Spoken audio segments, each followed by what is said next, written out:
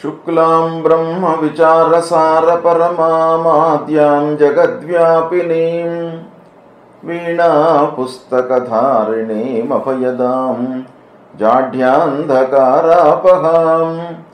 हस्ते स्फाटिकमालिकां विदधतीं पद्मासने संस्थितां वन्दे तां परमेश्वरीं भगवतीं बुद्धिप्रदां शारदां।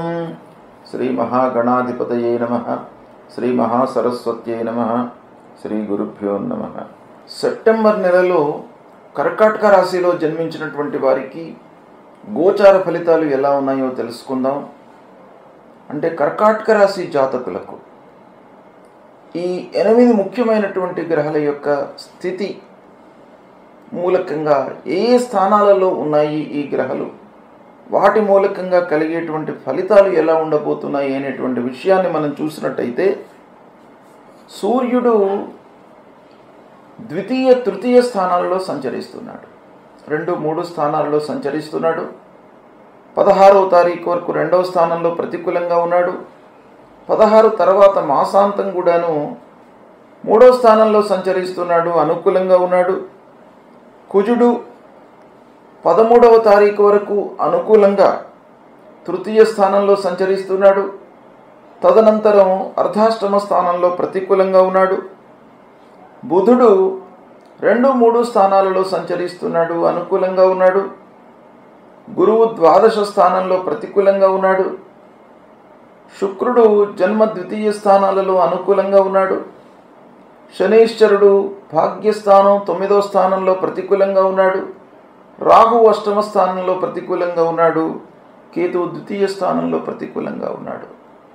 ఈ విధంగా ముఖ్యమైనటువంటి గ్రహాలు, ఈ గ్రహాలన్నీ కూడాను ఈ స్థానాలలో సంచరిస్తున్నాయి. గోచార రీత్యా ఈ స్థానాలను చూసినట్టయితే వాటి యొక్క ప్రభావము ప్రతికూలంగానే ఎక్కువగా శాతం ఉండేటువంటి అవకాశాలు కనబడుతున్నాయి. ఎందుకంటేను ముఖ్యమైనటువంటి గ్రహాలు గురువు ద్వాదశ స్థానం, శని, రాహువు, కేతువు, ఈ 4 ప్రధానమైనటువంటి గ్రహాల యొక్క స్థితి ప్రతికూలంగా ఉంది గనక, ఓవరాల్గా గ్రహస్థితి ప్రతికూలంగా ఉంది గనక, ఈ ముఖ్యమైనటువంటి గ్రహాల యొక్క అనానుకూల స్థితి ఉన్నప్పటికీ మాసవారీ ఫలితాలపై కొంత ప్రభావాన్ని మిగతా గ్రహాలు చూపిస్తాయి. అంటే తాత్కాలికమైనటువంటి ఫలితాలు, లాంగ్ టర్మ్ బెనిఫిట్స్ కాకుండా తాత్కాలికంగా ఈరోజు పెట్టుబడి పెడితే రేపు ఎల్లుండి లాభాలు వచ్చేటువంటి తాత్కాలికమైనటువంటి పనులు, ఆ విషయంలో మనం ఆలోచించినట్టయితే కొంత అనుకూలంగా ఉంది. అంటే మాసవారీ ఫలితాలపై ప్రభావాన్ని చూపించేటువంటి గ్రహాల యొక్క స్థితి అనుకూలంగా ఉంది కనుక కొంత అనుకూలత కనబడుతుంది. అయితే ఇవి తాత్కాలికమైనటువంటి ప్రయోజనాలే కనుక కొత్త వారితో పరిచయాల ద్వారా కొంత కార్యసాఫల్యము ప్రారంభంలో గోచరిస్తుంది. అంటే 13వ తారీఖు వరకు మీరు మాట్లాడుతున్నటువంటి వాళ్లతో మీకు కొంత లాభం చేకూరేటువంటి అవకాశాలు ఉన్నాయి. అంటే 13వ తారీఖు లోపు మీరు ఏవైనా కూడా ఒప్పందాలు చేసుకోవడం కానీ, ముఖ్యంగా వ్యాపారస్తులు 13 లోపు ఏవైనా కూడాను ఆర్థికపరమైనటువంటి ఒప్పందాలు, లావాదేవీలు, వ్యవహారం, ఇవన్నీ కూడాను కొంత అనుకూలత గోచరిస్తుంది. తదనంతరం మళ్ళీ మీకు ఇబ్బందులు ఉంటాయి కనుక అయినంత మటుకు 13 లోపల మీరు పూర్తి చేసుకోవడానికై ప్రయత్నాలు చేసుకోండి, ప్లాన్ చేసుకోండి. పరిస్థితులను అనుకూలంగా మలుచుకోవడానికై మీరు ప్రయత్నం చేయాలి. ఎందుకంటే ప్రధానమైనటువంటి గ్రహాలు ప్రతికూలంగా ఉన్నప్పుడు మనం చేయవలసినటువంటి కర్తవ్యం చాలా ఉంటుంది. ఏం చేయాలి? మనము స్థితిని, అంటే పరిస్థితిని మనకు అనుకూలంగా మలుచుకోవాలి. దానికై కొంత మనస్సు నిలపాలి. బుద్ధి, జ్ఞానము, వీటన్నిటినీ కూడాను మనం ఉపయోగించి ఆ స్థితిని అనుకూలంగా చేసుకొని ఆ నష్టాన్ని నుండి అధిగమించడానికై మీరు ప్రయత్నాలు చేయాలి. ఇక ఉద్యోగస్తులకు 3-4 వారాలు బాగా కలిసి వస్తాయి. మంచి అనుకూలత ఉంటుంది. సంస్థ లోపల తోటి వారితో కానివ్వండి, అధికారులతో కానివ్వండి 3-4 వారాలు మీకు బాగా అనుకూలిస్తాయి. ప్రమోషన్ పొందేటువంటి అవకాశాలు ఉన్నాయి. స్థానచలనం ఒక పక్కన గోచరిస్తుంది. అంటే స్థానచలనానికి అవకాశం బాగా ఉంది కాబట్టి కొంత జాగ్రత్తలు తీసుకోవాలి. అంటే ఇందులో కొంత పాజిటివ్ ఉంది, కొంత నెగిటివ్ ఉంది. స్థానచలనం లోపల స్థానచలనం మూలకంగా కొన్ని రంగాలలో ఉన్నటువంటి వారికి బెనిఫిట్ పొందేటువంటి అవకాశాలు ఉన్నాయి. కాబట్టి జాగ్రత్తగా తీసుకోండి. ఆర్థిక సమస్యలు ప్రస్ఫుటంగా కనబడుతున్నాయి ఈ మాసంలో. వాటిని అధిగమించడానికై మీరు ఆదాయ మార్గాలను పెంచుకోవాలి. ఆదాయ మార్గాలను అన్వేషించాలి. ఏ రూట్లో మనం వెళితే డబ్బు వస్తుంది, ధర్మ మార్గంలో మనం ఏ రూట్లో వెళితే మనకు ఆదాయం పెరుగుతుంది, మన చదువు ఎక్స్పీరియన్సు ఏ విషయంలో మనం పెట్టితే మనకు లాభం వస్తుంది అనే విషయం పైన మీరు మనస్సు నిలిపి ఆ ఆర్థిక సమస్య నుండి కొంతవరకు బయటపడడానికై ఆలోచనలు చేసుకోవాలి. ఇక రాజకీయ వ్యవహారాలు అనుకూలిస్తాయి. కోర్టు కేసులలో అనుకూలమైనటువంటి తీర్పులు ఉంటాయి. సమాజంలో గౌరవ మర్యాదలు మట్టుకు ఉంటాయి. ఇవి 3-4 వారాలలో ఎక్కువగా ఉన్నాయి. పలుకుబడి మూలకంగా మీకు పనులు నెరవేరే అవకాశాలు బాగా ఉన్నాయి. ప్రారంభించినటువంటి పనుల లోపల ఆలస్యం మట్టుకు గోచరిస్తుంది. ఆలస్యము జరగడానికి మీరు ప్రాక్టికల్గా ఆలోచించాలి. ఏదో మనం గుడ్డిగా ప్రారంభించడం కాకుండా పనులు ప్రారంభించే ముందు ఇలా ముఖ్యమైనటువంటి గ్రహాల యొక్క స్థితి అనుకూలంగా లేనప్పుడు సహజంగా లేట్ అవుతుంది. కార్యక్రమాలలో ప్రారంభించిన పనులలో నష్టము, తర్వాత ఆలస్యం కావడము, అనుకోని ఆటంకాలు ముందుకు రావడం ఇలాంటివి సహజంగా వస్తూ ఉంటుంది. కాబట్టి ఈ సమయం లోపల మీరేం చేయాలి? దీన్ని అధిగమించడానికి ఫస్ట్ మీరు స్టెప్స్ తీసుకోవాలి. ఎలాంటి స్టెప్స్ తీసుకోవాలి? ప్రారంభించేటువంటి పనిని ఒక ప్లాన్ వేసుకోవాలి. దానికి సంబంధించినటువంటి వ్యవహారాన్ని మీరు ఎక్సర్సైజ్ చేయాలి. అవి చేసినట్టయితే దాదాపు మీరు ఒక 75% అందులో నుంచి మీరు నష్టాలను, ఆలస్యాన్ని అధిగమించేటువంటి అవకాశాలు ఉంటాయి. ఇక పనులు మట్టుకు నెరవేరుతాయి, కానీ మీరు ప్లానింగ్ మట్టుకు చేసుకోవాలి. అయితే ఆకస్మికమైనటువంటి ఆటంకాలు చాలా కనబడుతున్నాయి ఈ మాసంలో. కనుక మళ్ళీ నేను రిపీటెడ్గా చెప్పేది ఏంటంటే ప్లానింగ్ అనేది ఈ మాసంలో మీకు చాలా అవసరము. ప్లాన్ లేకుండా మీరు ముందుకు వెళ్ళినట్టయితే నష్టాలను ఎదుర్కోవాల్సినటువంటి స్థితి ఏర్పడుతుంది, ఇబ్బందులకు గురి అవుతారు. కనుక ప్లాన్ వేసుకోండి. ముందుగానే పేపర్ మీద మీరు వర్క్ చేసుకోండి.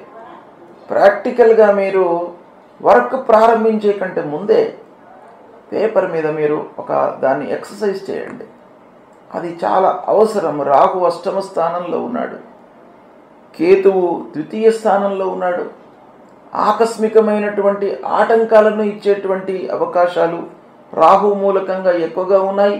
అది ఆర్థిక స్థితి పైన, కుటుంబం పైన, మీరు చేసేటువంటి పనులపైన ఎక్కువగా అవకాశాలు ఉన్నాయి. కాబట్టి దాన్ని మీరు జాగ్రత్తగా తీసుకోండి. ఇక బంధువర్గము, స్నేహితులతో కొన్ని పనులు నెరవేరే అవకాశాలు ఉన్నాయి. ప్రారంభంలో, మాసం ప్రారంభంలో బంధువర్గంతో కొంత పనులు నెరవేరుతాయి. దైవిక కార్యక్రమాలపైన మనస్సు నిలుపుతారు, హాజరవుతారు. వృత్తి వ్యాపారాలు లాభసాటిగా కొనసాగుతాయి. ఈ విధంగా కొంత పాజిటివ్ ఉన్నప్పటికీ ఓవరాల్గా కర్కాటక రాశిలో జన్మించినటువంటి వారికి ముఖ్యమైనటువంటి గ్రహస్థితి, ఆ గ్రహాల యొక్క అనానుకూలత మూలకంగా కొంత లాంగ్ టర్మ్ వర్క్స్ పైన మీరు మనస్సు బాగా నిలపాలి. లాభాలను బాగా బేరీజ్ వేసుకొని ముందుకు వెళ్ళడము చాలా అవసరము. దీన్ని మీరు ఫాలో కండి. సత్ఫలితాలను పొందుతారు. గ్రహస్థితి ప్రతికూలంగా ఉన్నప్పుడు మనము కొన్ని పరిహారాలను చేసుకోవడము చాలా మంచిది. ఈ పరిహారాలు అనంటే వ్యక్తిగతంగా కొన్ని మనం చేసుకోవడము, కొన్ని కార్యక్రమాలు, జపాలు, హోమాలు, తర్పణాలు ఇవి చేయడము రెండవ విధి. మొదటి కర్తవ్యము మనం చేసుకోవడం చాలా ముఖ్యమైనటువంటిది. రాశిపరంగా లేదా వ్యక్తిగత జాతకంలో గ్రహస్థితి ప్రతికూలంగా ఉన్నప్పుడు ఏ గ్రహాలు ప్రతికూలంగా ఉన్నప్పుడు ఏం చేసుకోవాలి అనేటువంటి విషయాన్ని మీకు తెలియజేస్తాను. సూర్యుడు ప్రతికూలంగా ఉన్నప్పుడు అంటే రాశి పరంగా మనము జన్మించినటువంటి రాశి పరంగా సూర్య భగవానుడు 1, 2, 4, 5, 7, 8, 9, 12 ఈ స్థానాలలో సంచరిస్తున్నప్పుడు సాధారణంగా మనకు సూర్యుడికి సంబంధించినటువంటి ఫలితాలు ప్రతికూలంగా ఉంటాయి. కనుక ఆ సూర్య భగవానుణ్ణి ప్రీతి చేసుకోవడానికి, సూర్యుడి మూలకంగా కలిగేటువంటి ఫలితాలను నిర్వీర్యం కావడానికి, అనుకూలంగా మనం మోల్డ్ చేసుకోవడానికి ఏం చేయాలి? సూర్యుడికి సంబంధించినటువంటి మూలమంత్రాన్ని మీరు నిత్యం పఠించడము, శివాభిషేకం చేయడము. శివుడు ఐశ్వర్యకారకుడు, అన్ని విధాలుగా మనను కాపాడేటువంటి భగవంతుడు. ఆ పరమశివుడు గనుక ఆరోగ్యాన్ని ఇచ్చేటువంటి వాడు, ఆయుర్దాయాన్ని ఇచ్చేటువంటి వాడు, ఐశ్వర్యాన్ని ఇచ్చేటువంటి వాడు, అన్ని రకాలుగా మనను కాపాడేటువంటి భగవానుడు ఆ పరమశివుడు గనుక ఆ పరమశివుణ్ణి మీరు ప్రతినిత్యము గుడికి వెళ్ళడము, అభిషేకము చేసుకోవడము, బిల్వదళము సమర్పించి ఆ భగవంతుణ్ణి వేడుకోవడము, ఇది ప్రధానంగా మీరు చేసుకోవలసింది. ఎర్రని పూలతో మీరు పూజ చేయండి, సూర్య నమస్కారాలు చేయండి. సూర్య భగవానుడికి అత్యంత ప్రీతికరమైనటువంటిది నమస్కారం. నమస్కార ప్రియో భానుహు అన్నారు. కాబట్టి కేవలము సూర్యుడికి నమస్కారం చేయడం మూలకంగానే మీకు అనుగ్రహాన్ని ఇస్తాడు. అంటే ద్వాదశాదిత్య రూపంలో ఉన్నటువంటి ప్రతి మాసంలో ఒక్కొక్క పేరుతో ఆ సూర్య భగవానుడు మనకు అనుగ్రహాన్ని ఇస్తాడు. కనుక సూర్యుడిని ప్రీతి చేసుకోవడానికై మీరు 12 మార్లు సూర్య నమస్కారం చేయండి. సూర్య నమస్కారం చేసినప్పుడల్లా భూమికి కూడాను నమస్కారం చేసుకోండి. ఇలా సూర్య నమస్కారం చేసుకోవడము, తర్వాత మాణిక్యాన్ని ధరించండి. సూర్యుడు ప్రతికూలంగా ఉన్నప్పుడు కెంపు అంటారు, మాణిక్యం, రూబీ. ఈ రూబీని ధరించినట్టయితే మీకు ఆ సూర్యుడి మూలకంగా కలిగేటువంటి దుష్ప్రభావము తగ్గుతుంది. అంతేకాకుండా జపము, ఆ మూల మంత్రము ఉంటుంది. జపా కుసుమ సంకాశం కాశ్యపేయం మహద్యుతిం తమోరిం సర్వపాపఘ్నం ప్రణతోస్మి దివాకరం అనేటువంటి మూల మంత్రాన్ని ప్రతినిత్యం కూడాను చదువుకోండి. సరే, ఇవన్నీ చేయడానికి మనకు సమయం లేదు అని అనుకుంటే కేవలము మీరు స్నానం చేసిన తర్వాత కొద్దిగా ఎండలోకి వచ్చి 1-2 నిమిషాలు ఎండలో నిలబడి సూర్య భగవానుడికి నమస్కారం చేసుకోండి. మీకు అన్నీ కూడాను అనుకూలత, అనుగ్రహాన్ని మీకు ఇస్తాడు. కనుక ఈ విధంగా సూర్యుడిని ప్రీతి చేసుకోండి. తర్వాత రెండవ గ్రహము అంగారకుడు. అంగారకుడు చాలా విషయాలలో మనకు అనుకూల ప్రతికూలతలను ఇస్తూ ఉంటాడు. కనుక అంగారకుడికి కూడాను మనం పరిహారం చేసుకోవడం చాలా ముఖ్యమైన విషయం. అంగారకుడు అనంటే కుజుడు. ఆ కుజుడు ప్రతికూలంగా ఉన్నప్పుడు మనం ఏం చేయాలి? ఏ స్థానాలలో ప్రతికూలతను ఇస్తాడు అనంటే 1, 2, 4, 5, 7, 8, 9, 12 స్థానాలలో సంచరిస్తున్నప్పుడు ప్రతికూలమైనటువంటి ఫలితాలను ఇస్తాడు. అంగారకుడి ప్రీత్యర్థమై మూలమంత్రాన్ని జపించడము, సుబ్రహ్మణ్య స్వామిని ఆరాధించడము, సుబ్రహ్మణ్య స్వామి దేవాలయానికి వెళ్ళండి. సుబ్రహ్మణ్య స్వామి దేవతల యొక్క సైన్యానికి అధిపతి. సుబ్రహ్మణ్య స్వామి చాలా విషయాలకు కారకుడు కనుక ఆ సుబ్రహ్మణ్య స్వామిని ప్రీతి చేసుకోవడానికై, ఆ కుజ భగవానుని ప్రీతి చేసుకోవడానికై సుబ్రహ్మణ్య స్వామిని వేడుకోండి. సుబ్రహ్మణ్య స్వామి దేవాలయానికి వెళ్ళండి, అభిషేకం చేసుకోండి. మహాకాళి, మహాలక్ష్మి, మహాసరస్వతి అని కూడాను పూజించడం మూలకంగా మీ లోపల ఒక ధైర్య సాహసాలు కలుగుతాయి. తర్వాత కందులను దానంగా ఇవ్వండి, పగడం ధరించండి. ఇవి చేసినట్టయితే అంగారకుడు అంటే కుజుడు మీకు అనుకూలమైనటువంటి ఫలితాలను ఇస్తాడు. ఇక బుధుడు కూడాను చాలా ముఖ్యమైనటువంటి గ్రహం. బుధుడు అనుకూలంగా ఉన్నట్టయితే వ్యాపారము, ఆలోచన విధానము, సమయస్ఫూర్తి, అనుకూలమైనటువంటి నిర్ణయాలు తీసుకోవడము, ఫ్లాష్ ఐడియాస్కి కూడాను మనకు బుధుడు కారకుడు. కాబట్టి బుధుడి యొక్క అనుకూలత చాలా ఉండాలి. కనుక బుధుడు ప్రతికూలంగా ఉన్నప్పుడు మనము మూలమంత్రాన్ని జపించడము లేదా విష్ణువును పూజించడము, ఆ శ్రీమన్నారాయణుణ్ణి పూజించడం మూలకంగా మీ లోపల స్థిరత్వం కలుగుతుంది. సమయానుకూలంగా మీరు నిర్ణయాలు తీసుకోగలుగుతారు. మీ లోపల ఆ సమస్యకు సంబంధించినటువంటి పరిష్కార మార్గాన్ని ఆ భగవంతుడు మీకు ఇస్తాడు. కాబట్టి విష్ణువును పూజించండి, విష్ణు సహస్రనామాలు పఠించండి, పచ్చటి పూలతో పూజించండి, పెసళ్ళు దానం ఇవ్వండి. తర్వాత మూలమంత్రాన్ని నిత్యం కూడాను పఠించండి. ఇవి చేయడం మూలకంగా మీకు బుధుడు అనుకూలిస్తాడు, అనుకూలమైనటువంటి ఫలితాలను ఇస్తాడు. ఇక ముఖ్యమైనటువంటి గ్రహము, చాలా విషయాలలో ప్రభావాన్ని చూపించేటువంటి గ్రహము గురుగ్రహము.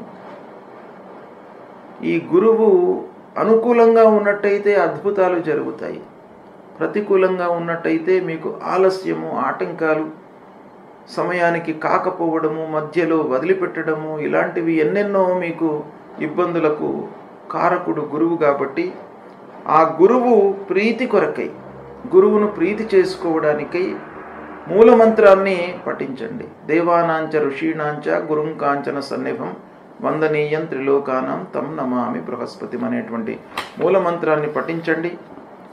తర్వాత సద్గురువులను సందర్శించుకోండి, ఆధ్యాత్మికవేత్తలతో మాట్లాడండి,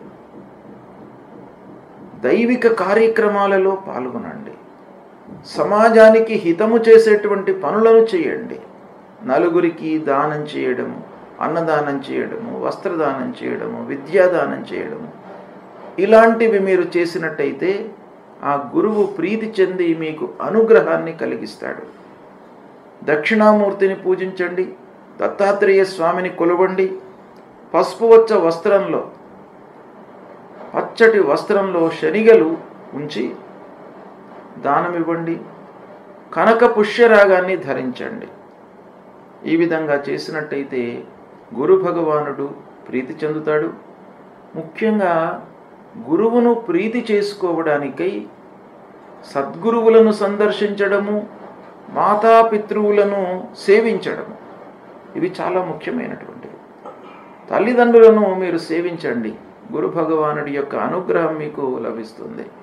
సద్గురువులను, ఆధ్యాత్మికవేత్తలను, సమాజం కొరకే వాళ్ళ జీవితాన్ని అంకితం చేసినటువంటి మహానుభావులు ఉంటారు, వాళ్ళను దర్శించుకోండి. వాళ్ళ మూలకంగా మీకు ఆ గురువు యొక్క అనుగ్రహం లభిస్తుంది. ఇక శుక్రుడు మనకు ఆనందాన్ని, సౌఖ్యాన్ని, కావలసినటువంటి వస్తువులను, వస్త్రాలను, ప్రశాంతతను ఇచ్చేటువంటి గ్రహము శుక్రగ్రహము. ఈ శుక్రగ్రహము మీకు ప్రతికూలంగా ఉన్నప్పుడు మూలమంత్రాన్ని జపించండి. పార్వతీదేవిని, లక్ష్మీ అమ్మవారిని కొలవండి. తెల్లటి పూలతో మీరు పూజించండి అమ్మవారిని. అమ్మవారు ప్రీతి చెంది మీకు కావలసినటువంటి అన్ని సదుపాయాలను కూడాను మీకు అనుగ్రహిస్తారు. తెల్లని వస్త్రము, తర్వాత బొబ్బర్లు ఇవి దానంగా ఇవ్వండి. వజ్రాన్ని ధరించండి. మూలమంత్రాన్ని జపించండి. హేమకుంద మృళాలాభం దైత్యానాం పరమాం గురుం సర్వశాస్త్ర ప్రవక్తారం భార్గవం ప్రణమామ్యహం అనేటువంటి మూలమంత్రాన్ని ప్రతినిత్యం కూడాను చదువుకోండి. మీకు అనుగ్రహాన్ని పొందుతారు శుక్రుడి మూలకంగా. ఇక శనీశ్వరుడు చాలా విషయాలలో ప్రభావాన్ని చూపించేటువంటి గ్రహం. ఈ శని గ్రహము డైరెక్ట్గా మనకు డబ్బుపై, ఆదాయంపై, ఖర్చుపై, మన శ్రమపై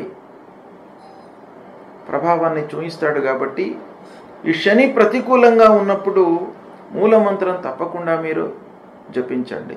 నీలాంజన సమాభాసం రవిపుత్రం యమాగ్రజం ఛాయామార్తాండ సంభూతం తం నమామి శనైశ్చరం. ఈ మూలమంత్రాన్ని జపిస్తూ శివుణ్ణి ఆరాధించండి. ఆ పరమశివుడికి అభిషేకం చెయ్యండి. శని స్తోత్రాన్ని పఠించండి. శివ పూజ మూలకంగా మీకు అద్భుతాలు జరుగుతాయి.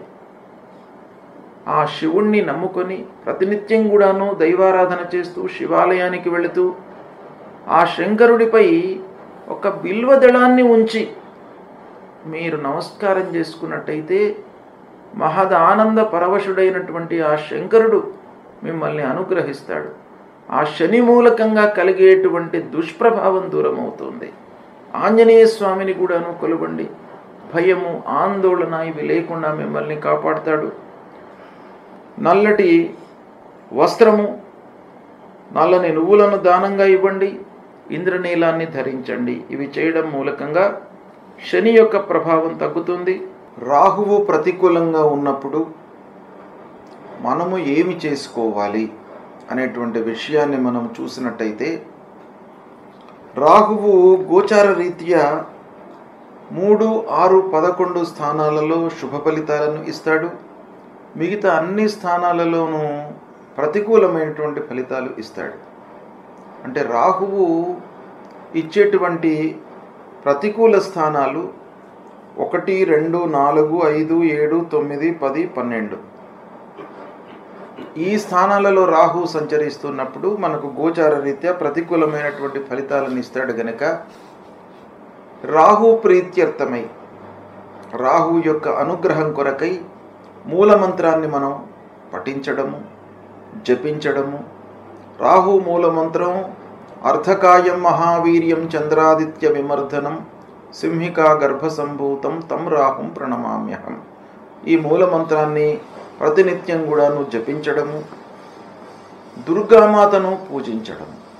దుర్గాదేవి మహాకాళి, మహాలక్ష్మి, మహాసరస్వతి స్వరూపిణి అయినటువంటి ఆ దుర్గామాతను పూజించడం మూలకంగా కూడాను మనకు రాహు యొక్క ప్రతికూలత తగ్గుతుంది. ఇక మినుములు దానంగా ఇవ్వడం, గోమేధికాన్ని ధరించడము, ఇవి చేసినట్టయితే రాహు మూలకంగా కలిగేటువంటి దుష్ప్రభావము తగ్గి మంచి ఫలితాలను పొందేటువంటి అవకాశము ఉంటుంది. కాబట్టి ఇవి దానము, పారాయణము, జపము, దానము ఇవి ఇవ్వడం మూలకంగా మనకు మంచి జరుగుతుంది. గనుక ముందుగా మీరు చేయవలసినటువంటిది అమ్మవారిని ప్రతినిత్యం కూడాను దర్శనం చేసుకోండి. అమ్మవారిని దర్శనం చేసుకున్నట్టయితే దుర్గే స్మృతా హరతి భీతిమశేష జంతో స్వస్థై స్మృతా మతిమతీవ శుభాం దదాతి అని అన్నారు. కాబట్టి దుర్గాదేవిని మీరు దర్శించడం మూలకంగానే మీ లోపల ఉన్నటువంటి భయాలు, ఆందోళనలు, మానసిక వికలత ఇవన్నీ కూడాను దూరమైపోతాయి. కనుక అమ్మవారిని ప్రతినిత్యం కూడాను దర్శించండి, పూజించండి. ఇక కేతువు ప్రతికూలంగా ఉన్నప్పుడు కేతువు కూడాను 1, 2, 4, 5, 7, 9, 10, 12 స్థానాల్లో సంచరిస్తున్నప్పుడు ప్రతికూలమైనటువంటి ఫలితాలను ఇస్తాడు.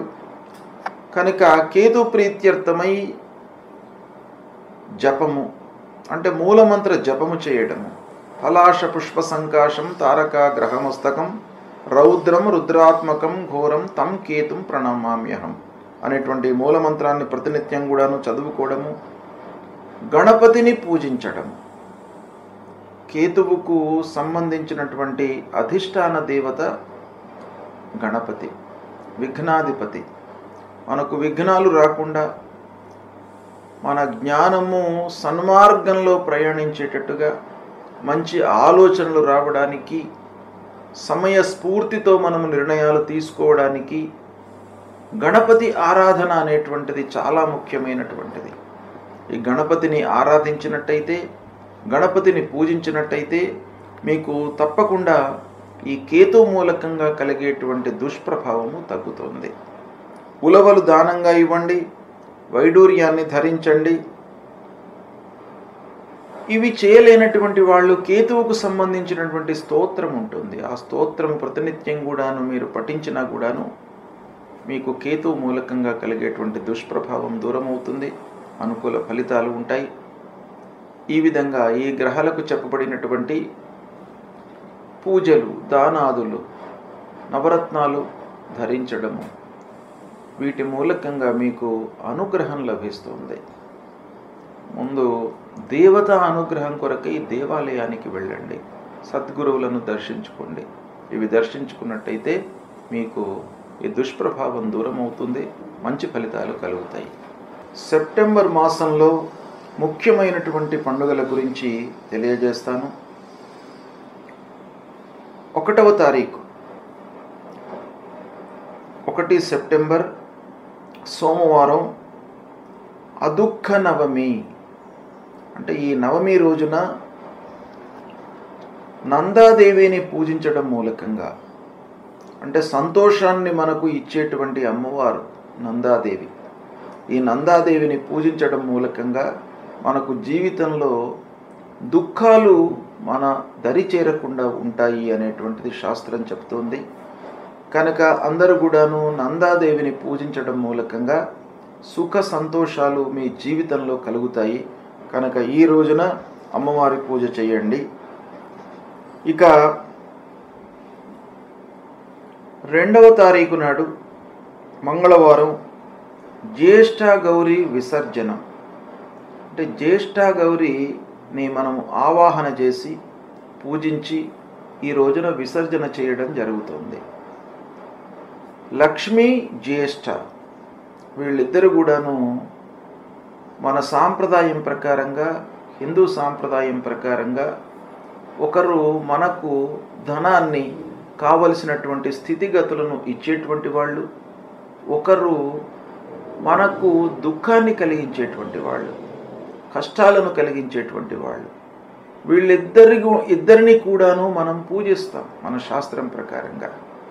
కనుక మహాలక్ష్మి వ్రతారంభము గత మాసంలోనే 31 ఆగస్టు రోజున ప్రారంభమయ్యి 1వ తారీఖున ఈ సెప్టెంబర్ మాసంలో గౌరీదేవిని పూజించడము, జ్యేష్ఠ గౌరీ, జ్యేష్ఠ రూపంలో ఉన్నటువంటి గౌరీదేవిని పూజించడము, 2వ తారీఖు నాడు ఆ గౌరీమాతను, జ్యేష్ఠ రూపంలో ఉన్నటువంటి గౌరీమాతను పూజించి విసర్జించడం. ఇది ఈ 3 రోజుల కార్యక్రమం అన్నమాట. దీని మూలకంగా కూడాను మనకు అనర్థాలు జరగకుండా ఉంటాయి. లక్ష్మి రావడం, వచ్చినటువంటి లక్ష్మి మనకు స్థిరంగా ఉండడానికి ఇది ఈ పూజా విధానము, ఈ ఆరాధన ఉపయోగపడుతుంది.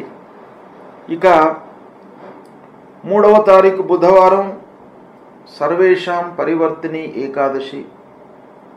ఈ ఏకాదశి చాతుర్మాస్యాల లోపల వస్తుంది. మనకు భాద్రపద మాసంలో వచ్చేటువంటి ఏకాదశి చాలా పరివర్తనను తీసుకువస్తుంది మన జీవితంలో. కనుకనే ఈ ఏకాదశికి పరివర్తన ఏకాదశి అని మనకు శాస్త్రంలో చెప్పబడి ఉంది. అంటే ఈ ఏకాదశి రోజున ఉపవాసం చేసి ద్వాదశి రోజున పారణ చేసినట్టయితే మనకు మన జీవితం లోపల పరివర్తన జరుగుతుంది. అంటే అంతకు ముందు ఉన్నటువంటి విధానం నుండి ఒక సుఖమయమైనటువంటి జీవిత విధానంలోకి మీరు పరివర్తన చెందడానికి ఈ ఏకాదశి అనేటువంటిది మీకు ఉపయోగపడుతుంది కనుక దీన్ని మీరు ఆచరించండి. ఇక 4వ తారీఖు గురువారం వామన జయంతి. వామన జయంతి, వామనుడు దశావతారాల లోపల అవతారం. ఈ వామనుణ్ణి పూజించడం మూలకంగా అనర్థాలన్నీ కూడాను దూరమవుతాయి, అత్యాశలకు తావు లేకుండా ఉంటుంది. కాబట్టి ఈ వామనుణ్ణి మనము ఈ రోజున పూజిస్తాం. తర్వాత భువనేశ్వరి మాత యొక్క జయంతి కూడాను ఇదే రోజు అవుతుంది. ఆ భువనేశ్వరి మాత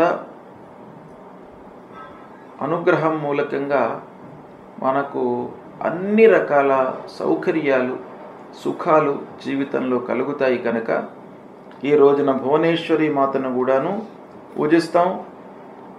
ఇదే రోజు నుండి చాతుర్మాస్య దీక్షను పాటిస్తున్నటువంటి వాళ్ళు క్షీరాన్ని అంటే పాలను త్యజిస్తారు. ఈ రోజున దధి దానంగా ఇస్తారు, అంటే పెరుగు దానం చేసి క్షీరాన్ని వర్జిస్తారు. చాతుర్మాస్యాలలో ఒక్కొక్కటి వదిలిపెట్టి ఒకదాన్ని దానంగా ఇవ్వడం అనేటువంటిది మన శాస్త్రంలో ఉంది. ఇక 6వ తారీఖు శనివారం గణేష నిమజ్జనం. అనంత చతుర్దశి రోజున గణేశుణ్ణి మనము నిమజ్జనం చేయడము శాస్త్ర విహితంగా ఉంది. గత నెల 27వ తారీఖు నాడు వినాయక చవితి బుధవారం. ఆ రోజున వినాయకుణ్ణి మనము స్థాపన చేసి షోడశోపచార పూజలు చేసి నైవేద్యము ఉండ్రాళ్ళు సమర్పించి చంద్రోదయం వరకు చంద్రుణ్ణి మనము చూడకుండా, అంటే చంద్ర దర్శన నిషేధము మనకు వినాయక చవితి రోజున ఉంటుంది. రాత్రి 9 వరకు చంద్రుణ్ణి చూడకుండా ఉండాలి, దాని తర్వాత చూడవచ్చు. ఆ లోపల ఒకవేళ చంద్రుణ్ణి మనం చూసినట్టయితే అనవసరమైనటువంటి నిందలకు విమర్శలకు గురి అవుతారు అనేటువంటిది మనకు శాస్త్రం చెప్తుంది. ఆ రోజున మనము స్థాపన చేసినటువంటి వినాయకుడిని ప్రతినిత్యం కూడాను షోడశోపచార పూజ చేసి నైవేద్యము సమర్పించి ఆ గణపతి విఘ్నరాజు యొక్క అనుగ్రహాన్ని పొంది మళ్ళీ గణేశుణ్ణి 6వ తారీఖు శనివారం రోజున నిమజ్జనం చేయడం అనేటువంటిది మన శాస్త్రంలో ఉంది. ఇది ప్రధానంగా అనంత చతుర్దశి రోజున గణేష నిమజ్జనం అనేటువంటిది మనం జరుపుతాం. అదే రోజున అనంత పద్మనాభ స్వామిని పూజిస్తాం. అనంత పద్మనాభ స్వామి యొక్క వ్రతము ఆ రోజున ఆచరిస్తాం. ఇక 7వ తారీఖు నాడు ఆదివారము చంద్రగ్రహణము ఉంది. ఖగ్రాస చంద్రగ్రహణం. ఈ గ్రహణము రాత్రి 9:57 నుండి రాత్రి 1:27 వరకు ఉంది. ఇది సంపూర్ణ చంద్రగ్రహణము. ఈ గ్రహణము ఏ రాసులలో వస్తుంది, ఎవరు ఆచరించాలి, ఎవరు చూడకూడదు, ఎవరు చూడాలి, ఈ గ్రహణానికి సంబంధించినటువంటి విధి విధానాలను మీకు తర్వాత నేను వివరంగా తెలియజేస్తాను. ఇక 8వ తారీఖు సోమవారం రోజున మహాలయ పక్షారంభం. దీన్ని పితృపక్షాలు ప్రారంభము అని అంటారు.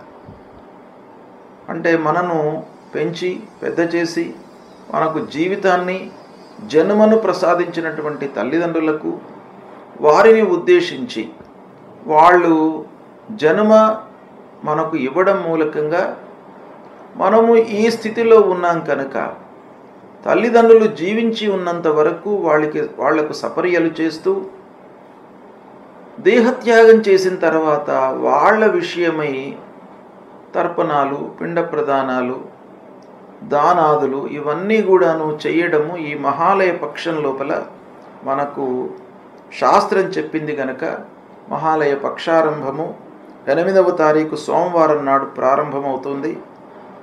ఇక 10వ తారీఖు బుధవారం సంకష్టహర చతుర్థి.